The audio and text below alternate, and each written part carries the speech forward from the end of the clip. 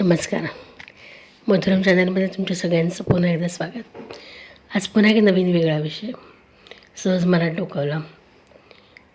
त्याचं झालं असं की मालिका बघत होतं आणि बघता बघता मालिकेतील ते पात्र माझ्या मनाला इतकं भावलं, त्याचा अभिनय इतका आवडला की सहज विचारायला की असं का होतं.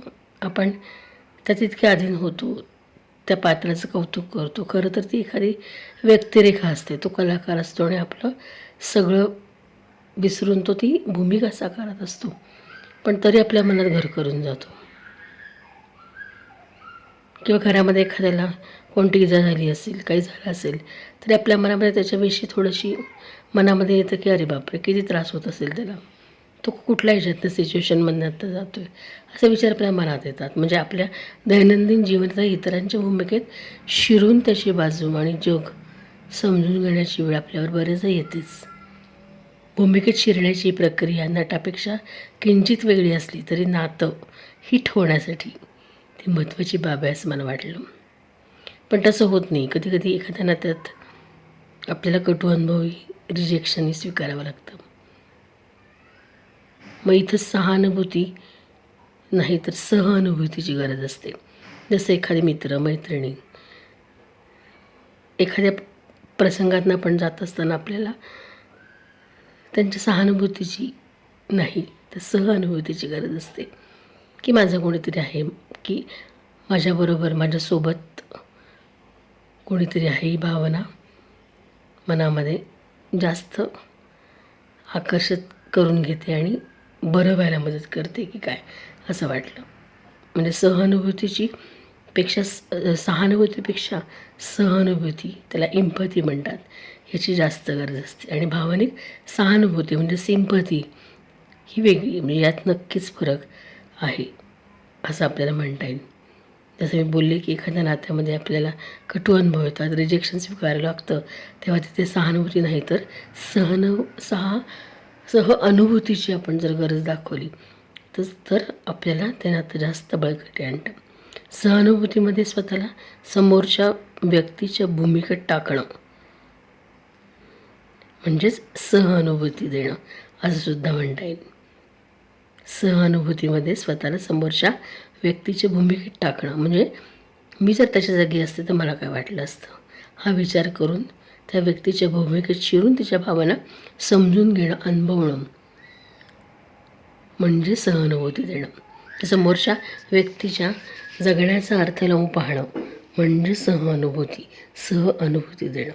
व यासाठी काय हवं तर पुन्हा एकदा निर्मळ संवाद, त्या व्यक्तीबद्दलची सर्व माहिती, एखाद्या व्यक्तीची भूमिका समजून घेण्यासाठी तिच्याबद्दल आपल्याला असणं आवश्यक आहे. कधी आपण सहानुभूती दाखवू शकतो जेव्हा आपल्याला त्या व्यक्तीविषयी सगळं माहिती आहे, ती काय करते, काय करू पाहते, हे सगळं आपल्याला ज्ञात असतं. तेव्हाच आपण सहानुभूती दर्शवू शकतो आणि ते सुलभ होतं असं आपल्याला म्हणता येईल. पण मग यामध्ये दृष्टिकोन हा सुद्धा नितळ चांगला तुमचा हवा, कारण दृष्टिकोन समजून घेऊन एखाद्याच्या भावविश्वाशी एकरूप होऊन जाता येणं म्हणजे सहानुभूती असं म्हणता येईल. मालिकेतल्या एखाद्या पात्राशी आपण आपलं प्रतिबिंब नकळत बघत असतो असं वाटतं. आपलं जगणं बघतो आणि स्वतःची सहानुभूती मिळवतो. अरे माझ्या बाबतीत पण असंच झालं आहे, म्हणजे कोणीतरी माझ्यासारखं पण आहे, ही जाणीव मनाला थोडीशी आनंद देऊन नकळत जाते की काय असाही विचार येईल. मग सहानुभूतीमध्ये दृष्टिकोन फक्त आपलाच असतो आणि यात आपल्याला कोणाचं तरी प्रेम मिळावं, माया मिळावी, आपुलकी मिळावी याची गरज असते. त्यावेळीची ती इतरांकडून मिळावी अशी मनात निर्माण झालेली भावना असते म्हणजे ती सहानुभूती. यामध्ये दुसऱ्याचे भावविश्व न बघता स्वतःपुरताच विचार होतो म्हणून ती सहानुभूती. सहानुभूती आणि सहानुभूती या एकाच पठडीतल्या बहिणी म्हणता येईल. तुम्ही त्याचा कुठेही कसा केव्हा वापर करता हे फार महत्त्वाचं आहे.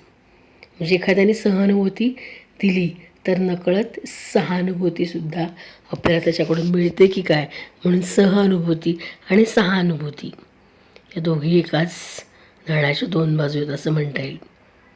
बघा, म्हणजे सहानुभूती देताना सहानुभूतीही होणं गरजेचं आहे. आणि या दृष्टिकोन आणि भावविश्व समजून घेऊन एकरूप होणं हे फार महत्त्वाचं आहे. आणि ही अनुभूती समोरच्या व्यक्तीची भावना, स्थिती अचूक ओळखणं, त्या स्थितीशी स्वतःशी तादात्म्यता साधणं, वाटणं, ती भावना, स्थिती जर नकारात्मक असली तर तिच्याप्रती आस्था, काळजी वाटणं, ही सहानुभूती. म्हणजे एखादा माणूस जर कुठल्यातरी प्रसंगातून जातो तेव्हा आपल्याला त्याच्याविषयी आपुलकी वाटते, काळजी वाटते, त्याची चिंता वाटते, त्याच्याविषयी आस्था वाटते, ती सहानुभूती. सहानुभूती ही सवयीने दर्शवली जाईल, ती एक प्रतिक्रिया आहे. तर सहानुभूती ही सवय असते. एखाद्या वेळेचं वाईट बघून आपल्याला वाईट वाटतं, ही सहानुभूती दाखवतो. अरे रे रे रे आपण म्हणतो, म्हणजे सहानुभूती दाखवतो. पण जेव्हा त्या प्रसंगामध्ये आपण त्याच्यासोबत असतो तेव्हा आपण म्हणतो की मला त्याच्याबरोबर सहानुभूती मिळाली. सहानुभूती ही सवयीने आपल्याला दाखवतात. ती एक प्रतिक्रिया आहे, त्यावेळेची ती प्रतिक्रिया असते. पण सहानुभूती उपजते आणि ती सवय आपली सहज एखाद्याकडे बघताना आपल्या मनामध्ये भावना ती निर्माण होते. यामध्ये सहानुभूतीमध्ये करुणा मनात असावी लागते आणि प्रत्येक गोष्टीच्या दोन बाजू असतात. हा पाहण्याचा दृष्टिकोन असावा लागतो. तर अनुभूती या सहानुभूतीमधून मिळते. दोन वेगळे शब्द मी बोलते, अनुभूती आणि सहानुभूती. म्हणजे अनुभूती ही सवयीने दर्शवली जाते, ती एक प्रतिक्रिया आहे. पण सहानुभूती ही सवय आहे. कारण यात भावना असणं, करुणा मनात असणं, प्रत्येक गोष्टीच्या दोन बाजू आहेत हे पाहण्याचा दृष्टिकोन असणं महत्त्वाचं आहे. एखादा निर्णय घेण्याआधी आपलं जर दुमत असेल तर त्याच्या दोन्ही बाजू, सगळ्या बाजू पडताळून बघणं आणि मग त्यावर टीका करणं हे महत्त्वाचं ठरतं. कारण टीका करण्याआधी मी जर समोरच्या व्यक्तीच्या जागी असते तर मला कसं वाटलं असतं याचा विचार मनात येणं म्हणजे सहानुभूती. आपल्याला त्या जागी ठेवणं, त्या भूमिकेमध्ये ठेवून विचार करणं म्हणजेच सहानुभूती घेणं. आणि मग त्याच्या त्या अवस्थेबद्दल आपल्या मनामध्ये काहीतरी भावना दाटणं, प्रेम दाटणं, आस्था दाटणं म्हणजेच आपल्याला सहानुभूती मनामध्ये निर्माण होणं असं आपल्याला म्हणता येईल. म्हणजे सहानुभूती आणि सहानुभूती या एकाच वेळी आपल्यामध्ये असतात, फक्त ते दाखवण्याचा दृष्टिकोन त्या परिस्थितीनुसार, व्यक्तीनुसार वेगवेगळा असतो. कधी कोण जवळचं असतं, कोणी लांबचं असतं, कोणी आपलं असतं, कोणी परकं असतं. पण सगळ्यांनी महत्त्वाचं म्हणजे ते एक माणूस असतं, ही भावना जपणं म्हणजे सहानुभूती, सहानुभूती दाखवणं असं सुद्धा म्हणता येईल. कारण वेळ प्रत्येकावर आहे. उद्या मी त्याच्या जागी असतो तर असा विचार मनात येणं म्हणजे मनात त्याच्याविषयी सहानुभूती वाटणं आणि सहानुभूती वाटून त्याच्याबरोबर जाणं म्हणजेच सहानुभूती घेणं असं म्हणता येईल. म्हणजे एखाद्या व्यक्तीबद्दल, तिच्या व्यक्तिमत्वाबद्दल अधिक खोलवर जाणून घेण्यासाठी आपल्या जवळच्या व्यक्तीशी जुळवून घेण्यास आपल्याला कठीण जात असलं तर आपल्याला त्या व्यक्तीची बाजू समजून घेणं गरजेचं असतं. आपला राग एखाद्याविषयी असलेला शांत करण्यासाठी, भावनांवर योग्य ते नियंत्रण आणण्यासाठी सहानुभूती घेणं हे फार महत्त्वाचं ठरतं. आणि सहानुभूतीमधूनच सहानुभूतीसुद्धा निर्माण होते. कारण सहानुभूती निर्माण होण्यासाठी आधी मनामध्ये आस्था असावी लागते, प्रेम असावं लागतं. आणि ते कधी निर्माण होईल? जेव्हा तुम्ही सहानुभूती घ्याल तेव्हा सहानुभूती निर्माण होते. म्हणजेच सहानुभूती आणि सहानुभूती दृष्टिकोन व भावना याच्यावर अवलंबून असतात असाच विचार मनात आला. दोन्ही आवश्यकच आहेत.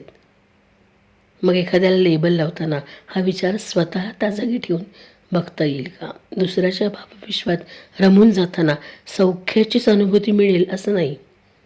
जसं मालिका बघता बघता सहज एकाच नाण्याच्या दोन अनुभूती आपल्यासमोर येतात असा विचार येतो आणि तो मांडला जातो आणि आपण म्हणतो हा व्यक्ती असा आहे, पण तो असा का वागला, तर ह्याची पण दुसरी बाजू तिथे नकळत दाखवली जाते.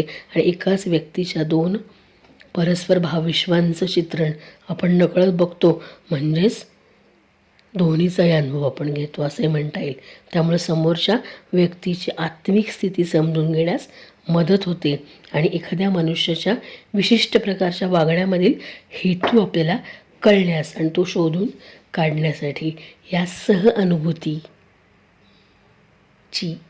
मदत होते आणि त्यातून निर्माण होते ती सहानुभूती. म्हणजे सहानुभूती आणि सहअनुभूती या दोन्ही एकाच नाण्याच्या दोन बाजू आहेत असं म्हणता येईल, की ज्यातून पुन्हा सहअनुभूतीमधून आपल्याला आस्था निर्माण होते, सहानुभूतीमधून आपल्या मनामध्ये प्रेम निर्माण होतं आणि नकळत थोडंसं माणसाचं माणूसपणे आपल्याकडनं जपलं जातं नकळत असंही म्हणता येईल. त्यामुळे सहअनुभूती की सहानुभूती